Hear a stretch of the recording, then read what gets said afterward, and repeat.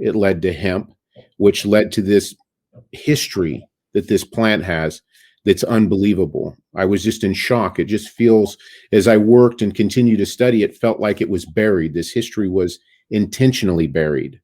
And for the last decade, I've just been researching this plant, traveling around the world just to sort of get a better perspective on the history of this plant and the opportunities that it can bring to us today. Yeah, I mean, it is kind of almost mind-boggling when you start to dig in. I mean, I think I, like you know, I was a little different as when I was younger. I was a casual user, and I never really ever believed that cannabis was something that could kill you. As a matter of fact, we know even to the day that no one in the history of mankind has ever died from an overdose of cannabis. There has been one death that's been related to cannabis, but that was related to a mold, not to the cannabis itself. And that was related to a mold in a person who had a different form of a lung disease that we don't, in science, never even proved that it was the mold from the cannabis that ended up killing them.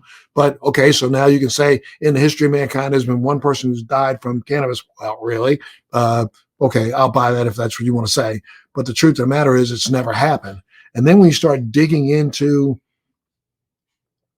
the fact that this is something that's been around for at least 3,000 years, has been written up in every cornucopia and pharmacological document about medicine since man started keeping track, you start to recognize that, wait a minute, there's something here that we've not really known about. And then when you realize, you go back and you look at, you know, the criminalization of cannabis in the United States, and you look back at the fact that, you know, back in the early 30s and the mid 30s, the two of the major sponsors of the funding for the criminalization of hemp and cannabis were people who had their own ulterior motive when it comes to William Randolph Hearst and Charles DuPont.